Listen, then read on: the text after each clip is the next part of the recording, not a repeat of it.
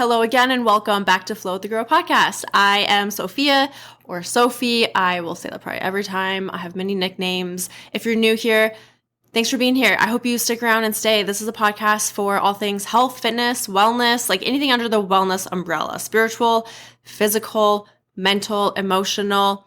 I started this as a way for me to share my journey, really, like through the highs, but also especially through the lows. We all have them. They're normal. And I want to normalize that. And I want to also normalize that we can learn so much through the down times, the challenging times, the frustrating times, and that there can be, if you choose, a reason for everything. I'm very much an optimistic, and I hope that I can be kind of a light for you and kind of an inspiration for you as well, and maybe shifting your perspective or mindset on things like that. Right now, currently, I am working towards a nutrition certification, and I shifted from doing spiritual wellness episodes to more nutrition and fitness-based episodes. In today's episode, I'm going to share 5 fit tips. This is 5 fit tips series 2. I did a first one about a year ago, I believe. The episode, I will link it below, but it is episode number 22. Took me a while, a hot minute to do the second series here. But 5 fit tips, series 1, number 22, coaching cues to help you have more effective workouts. And this is going to be a similar episode where I share a coaching cue or something within your workouts, fitness-wise, to help you in your workouts. And so that they can be a little more effective and to help you connect more your mind to the muscle and just connect the movement overall. These are cues that I have learned and I love using them myself, as well as sharing them with my coaching clients. As you're listening, if you feel like this is of value and you feel like someone else would also benefit from this information, I would love if you would share with a friend or a family member or put it up on your stories and tag me. I'm at Sophia_Dawn41. Also, my podcast Instagram handle is at Flow with the Girl Podcast. And as always, let me know what you think, if you have any feedback, if you try these and they help you. So let's get right into it. Fit tip number 1, before you go into doing a squat, whether it is a bodyweight squat, goblet squat, barbell squat, do a floor bridge. So a bridge is where you are lying on your back. I always encourage you to tilt your pelvis so that your low back is on the ground, keep your core tight, your legs are bent so your feet are flat on the floor, and then you're going to lift your hips up, not going as high as you can. You don't want a big arch in your back, but really thinking about keeping your spine straight and neutral and driving through the floor with your feet and squeezing using your hamstrings and your glutes. When you are in the bridge position, so the top of the bridge, squeeze your butt. So I want you to really focus on using your butt as you are doing this movement. Hold it for a few seconds, 3 to 5 seconds, and then back down. And then you repeat this doing, let's say maybe 10 to 12 reps. You can also do it as like holding the bridge for like 30 seconds. Either way, this is like a priming movement before your squat. So you do this exercise right before you go into a squat, so much like a superset. What this does is it helps you to engage your glutes versus your quads. So a lot of times, and I know from my experience, I would only feel squats in my quads and not my butt. And I'm like, how do people do this? How do people feel it in their butt? Like, I just didn't get it. And I learned this actually from the Mind Pump guys, which you have maybe heard me talk about them before. Amazing podcast, highly recommend. But I started doing that, and then bam, I was feeling it. And I was not only feeling it afterwards, like when I was sore, feeling it in my butt, but I was feeling it while doing the movement, while doing the squat. I was really connecting my mind to those muscles and utilizing my glute muscles, and I could feel it as I was doing the squat versus my quads. Game changer. Tip number 2. This is for when you are deadlifting. So doing a barbell deadlift, and I would say more so if it is conventional or sumo and with a bar. You could also utilize this if it is conventional or sumo with a kettlebell or a dumbbell. So the tip for this one is when you are standing.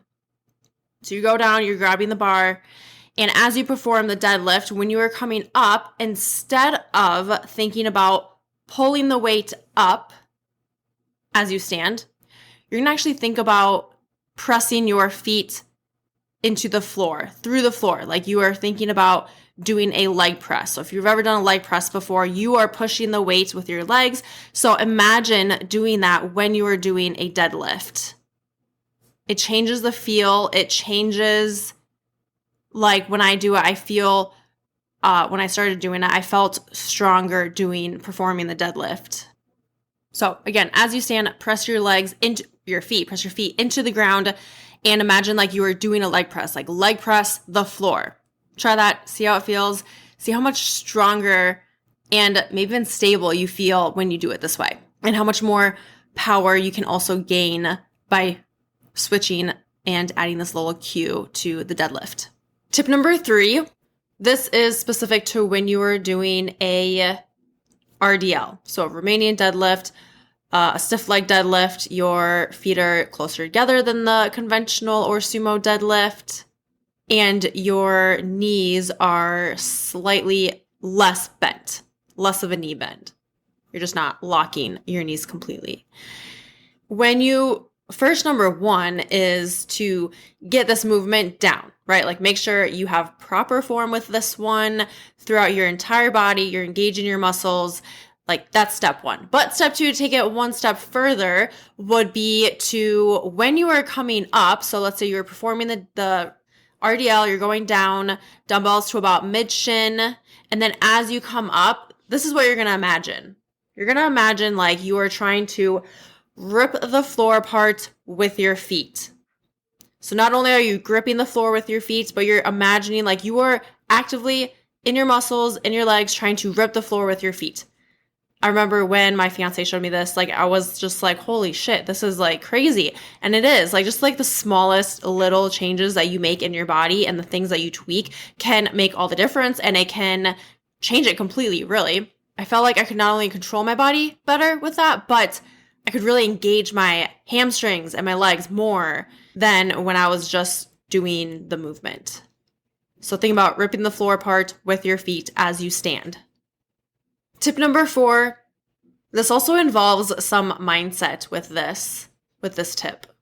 And it is to go into an exercise, into your workout, into a specific movement with the mindset of a practice. Like you're practicing the movement.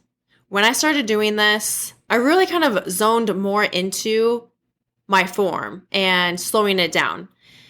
And in episode 22, one of the tips is repeating movement patterns, and you're practicing it. Like it's still like the mindset of practicing movement patterns. But for this one, I'm going to change it a little bit and say, or kind of add to this and say, or in addition to that one, I guess, and say that have a day where instead of you doing an entire workout, maybe you're short on time, maybe you have 10, 15 minutes, maybe it's just less than what you expected or wanted or whatever it is, you can squeeze in something. You can do this at home, body weight, or at the gym too. So I'm going to relate to this as to if you were going to the gym and doing lift, like a strength training session. So let's say you have 10 minutes. In that 10 minutes, you're just going to practice one lift. Maybe it's squat. Maybe it's deadlift. Usually I do this with a compound lift, like a lift where I'm utilizing bigger muscle groups, multiple muscle groups. So for example, the deadlift. With the deadlift, if I were to be going in just focusing on this lift, I'm in this mindset of how can I get better at this form? How can I get better at this lift? Maybe it's lightening the load and really slowing it down and practicing my form. Maybe it's videoing myself and looking it over and asking someone for feedback. Maybe it is that I'm going to add weight and challenge the weight that I'm using. I did this like a month ago, actually, with a dumbbell chest press. Like I just decided to just do the dumbbell chest press. I focused on heavy lifting and like medium to heavy. And I just was focusing on the form. So just because you only have a short amount of time and you only work on one lift, one exercise, doesn't mean that you didn't do anything or that's ineffective. My gosh, when I changed my mindset from a 10-minute workout or like I can't get anything done in 10 minutes to, oh my gosh, 10 minutes is a long ass time. I can really work on my squat form or a Turkish get up. I remember doing that one time, or an overhead press, whatever it is. My mindset changed and it's only helped me in my fitness journey. This will help you in the future when you go back to that exercise or when it is incorporated into a workout program or you have multiple lifts that you're doing within that specific workout. Moving on to the final tip number 5. When you are going to do dumbbell side raises, lateral raises, lateral is just a hard word for me to say, I feel like, lateral raises, as you come up, I feel like there's a ton of different ways that you can do these, but as you come up, you're going to slightly turn your hands down, like your thumbs down. It's kind of like the movement of when you're holding a glass of water and you pour it out, you dump it out, your hand turns, your thumb goes down. So something similar. As you raise your arms to the side, you slightly turn your thumbs down. And with that, think about leading with your elbows and lift with your shoulders. And there you have it. Let's recap these 5 fit tips. Number 1, do a floor bridge before you go into your squats. Think about squeezing your butt, using your glutes. And then when you go into the squat, using your glutes, activate those glutes as well. It's kind of like a priming, like an activation move before the squat. So do that bridge, squeeze the glutes, go into your squat. Think about using your glutes as you're doing the squat. Number 2, when you deadlift, leg press the floor. Number 3, kind of a mindset shift here, practice. Practice just one lift and ask yourself, how can you get better at this lift? How can you improve your form with just this one lift? Whether it's 5 minutes, 10 minutes, 15 minutes. Number 4, when you are doing a Romanian deadlift, as you stand, think about ripping the floor apart with your feet. And number 5, when you do those dumbbell lateral raises, think about like you're pouring a glass of water out. So you're turning your thumbs down, leading with your elbows, and lifting with your shoulders. If this was helpful to you in any way, please share this with a friend or a family member or put it up in your stories and tag me. If you try any of these, also let me know how they went, what you thought, how they went. That's that. I hope you enjoyed it. As always, thank you for being here. I appreciate you. I love you. And with that, I hope you have a great rest of your day, night, week, weekend. Bye for now.